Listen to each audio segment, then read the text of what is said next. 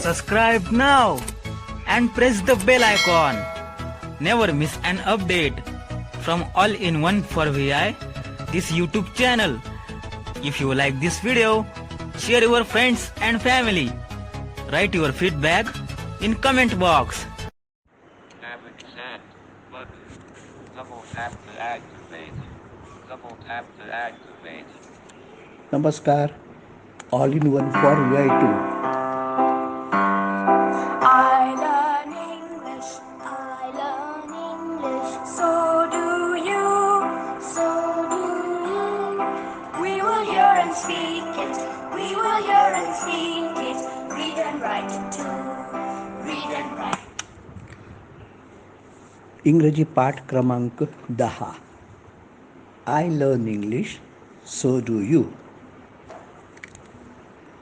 तर बंधूंनो, आज आपण 10व्या पाठात आहोत.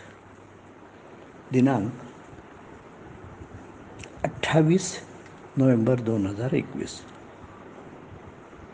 Brothers, today English lesson number 10th. I learn English, so do you. Today, Sunday, 28th of November 2021. Mahadev Guru welcome you all for I learn English, so do you, lesson number 10th. आता मागील पाठात आपण कुत्रा काय करतो असं म्हटलं होतं. तर कुत्रा भुंकतो असं म्हटलं होतं. कुत्रा भुंकतो. मांजर काय करते, तर मांजर उंदरांना पकडते. Cat catches the MICE and dog barks sometimes. पण मुख्य कुत्रा रक्षण करतो. डॉग गार्ड्स, GUARD, गार्ड म्हणजे रक्षण करणे, राखण करणे. तो आपल्या धन्याची अथवा बंगल्याची, घराची नाही का राखण करतो. He guards the master. Master म्हणजे धनी, MASTER. He guards the master. और डॉग गार्ड्स द बंगलो, और डॉग गार्ड्स द हाऊस. आलं का लक्षात? What is date today? Today is 28th of November, isn't it? Who म्हणजे कोण सांगितलं होतं मी, तसंच हुज म्हणजे कोणाचा. Whose book is this. Whose book is this. Who are you? तुम्ही कोण आहात. Whose book is this. हे पुस्तक कोणाचं आहे. आता त्याचप्रमाणे हुम, WHOM, हुम. होम म्हणजे कोणाला, कोणाशी. हू कोण, आणि किंवा जो, कधी जो म्हणून पण त्याचा वापर होतो. हुज कोणाचा, कोणाची, ज्याचं त्याचं असाही अर्थानं वापरलं जातं. आणि हुम ज्याचं त्याचं, कोणाला कोणाशी अशा अर्थाने वापरलं जातं. हुम यू टॉक नाव म्हणजे तू आता कोणाशी बोलत आहेस. हुज बुक इज धिस, हे पुस्तक कोणाचं आहे. हुम यू टॉक नाव म्हणजे तू आता कोणाशी बोलत आहेस, बोलतोयस, कोणाशी बोलतोयस. आलं का लक्षात? मागील पाठात मी म्हणालो होतो, ॲस और donkey carries the luggage. Carries the luggage, CARRY, carry म्हणजे वाहून नेणे. CARRY कॅरी म्हणजे वाहून नेणे, अथवा घेऊन जाणे म्हणजेच वाहून नेणे. कारण त्याच्या पाठीवर ओझं असतं ते तो घेऊन जातो. The donkey carries the luggage. कुठलं लगेज? सहसा धोबी लोक पाळतात. धोबी, वॉशरमन, WASHERMAN,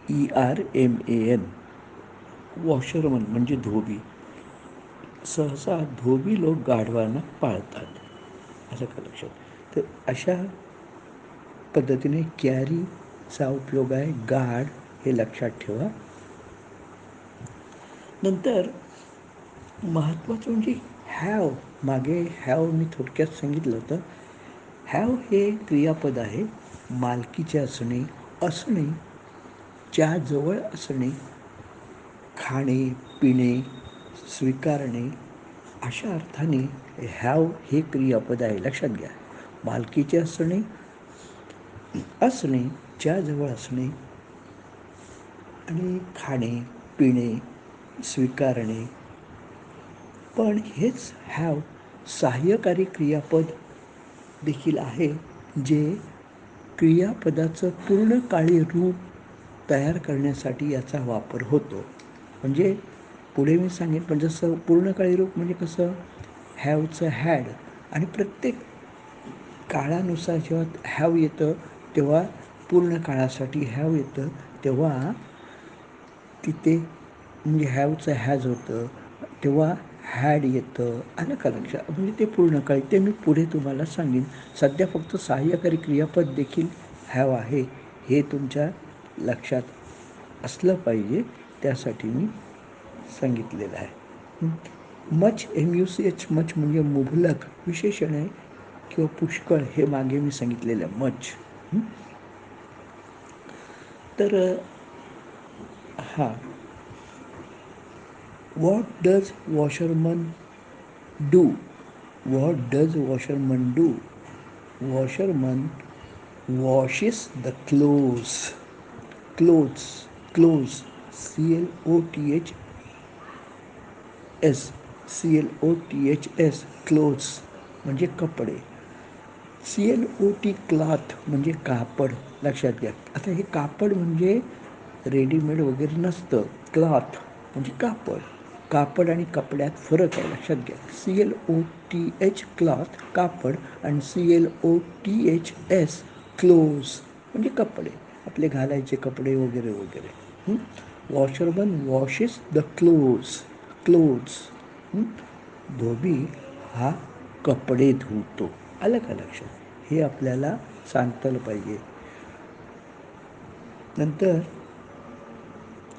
EAT, ईट म्हणजे खाणे. EAT, ईट म्हणजे खाणे. लक्षात घ्या. SLEEP, स्लीप म्हणजे झोपणे. स्लीप म्हणजे झोपणे. SIT, सीट म्हणजे बसणे, आपण बघितलेलं आहे. स्टँड, STAND, स्टँड म्हणजे उभे राहणे. उभे राहणे. ही स्टँड्स देअर म्हणजे तो तिथे उभा राहतो. She stands there. We stand here, आम्ही इथे उभे राहतो. पण वर्गात बघा, आपल्याला शिक्षिका, शिक्षक, शिक्षिका सांगतात, please stand up, please stand up, कृपया उभे राहा. आता स्टँड अप म्हणजे खाली बसलेले असताना वरती तुम्हाला उभं राहायचं आहे, म्हणजे उठून उभं राहायचं आहे, म्हणून स्टँड अप. तेव्हा खाली बसलेले असताना वरती म्हणजे उभं राहण्यासाठी स्टँड अप हे वापरायला पाहिजे. When do you go to sleep म्हणजे तू केव्हा झोपतोस, अथवा शब्दशः केव्हा झोपायला जातोस. When do you go to sleep, केव्हा झोपतोस, केव्हा झोपायला जातोस, म्हणजे तू बेडवर केव्हा जातोस. When do you go to bed.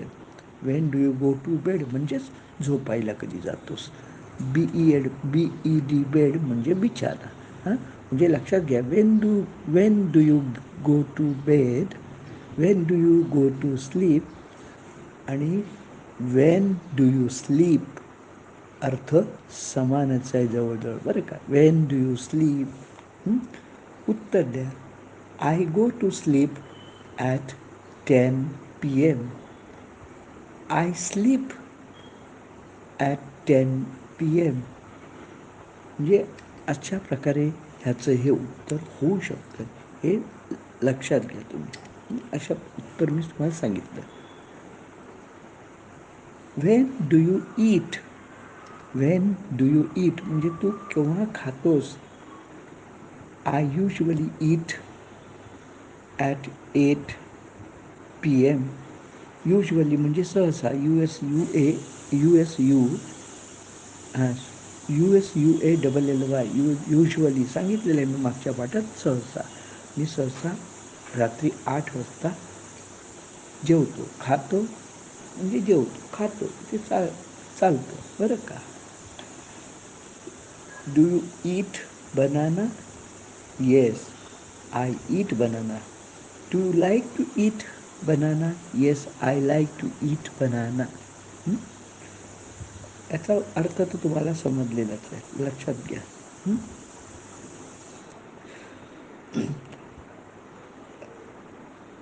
Wien does your father sleep?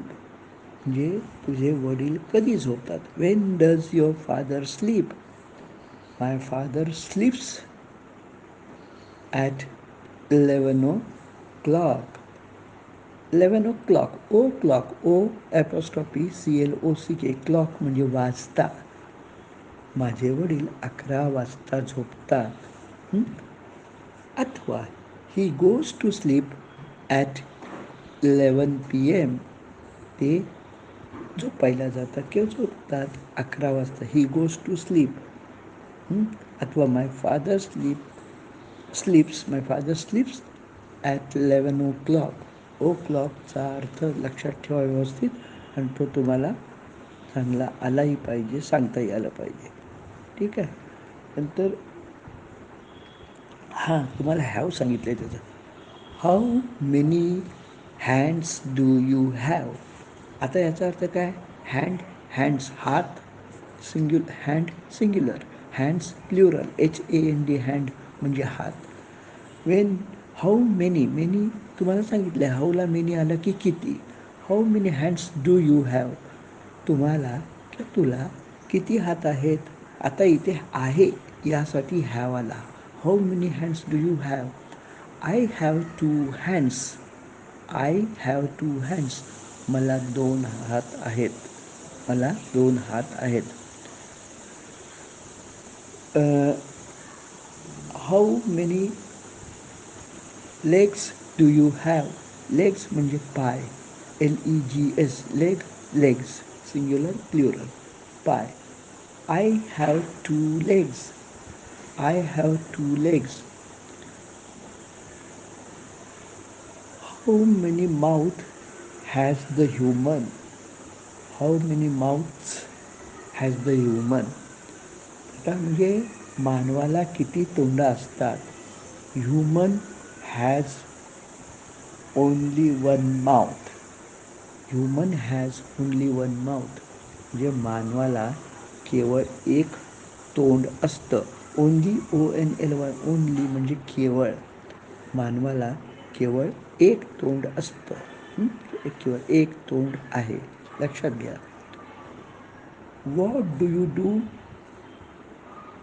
नाही, sorry. Do you wash your mouth? Yes, I wash my mouth. तर वॉश म्हणजे धुणे, वरती मी सांगितलेलं WASH, wash mouth. To brush म्हणजे ब्रश करणे, दात घासणे. Do you brush up every day? मी प्रत्येक म्हणजे रोज, एव्हरी डे रोज, EVERY DAY day, every day रोज. Do you brush up every day? Brush up your teeth, TEETH, teeth म्हणजे दात, प्ल्युरल आहे. TEETH, टीथ म्हणजे दात. TOOTH, टूथ म्हणजे दात, सिंग्युलर, लक्षात घ्या. TOOTH, टूथ म्हणजे दात, एक दात, आणि टीथ म्हणजे अनेक. Do you brush up your teeth every day? Yes, याची उत्तर असं, I do my brush every day, अथवा I brush up my teeth every day. I do my brush every day और I brush up my teeth every day. या अशा प्रकारे ही तुम्हाला उत्तरं आली पाहिजेत.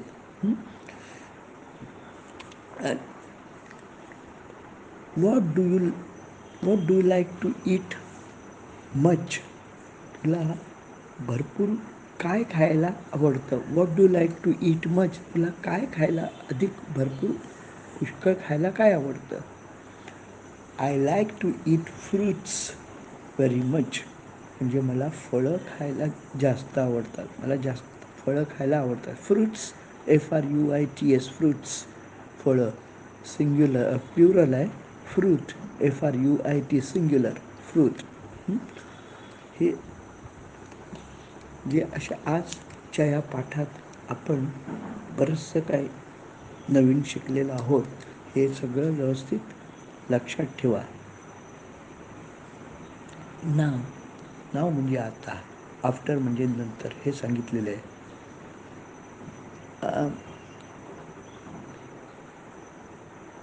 वी स्टॉप हिअर टुडे म्हणजे आपण इथे थांबू. STOP स्टॉप म्हणजे थांबणे किंवा थांबवणे. STOP स्टॉप म्हणजे थांबणे किंवा थांबवणे. We stop here today. आपण आता इथे थांबू. आपण इथे आता थांबू. ठीक आहे. आता मी 8चा टेबल घेतो, पाढा. 8 1 जा 8, 8 2 जा 16, 8 3 जा 24, 8 4 जा 32, 8 5 जा 40, 8 6 जा 48, 8 7 जा 56, 8 8 जा 64, 8 9 जा 72, 8 10 जा 80, 8 11 जा 88, 8 12 जा 96. So here we end for today. I learn English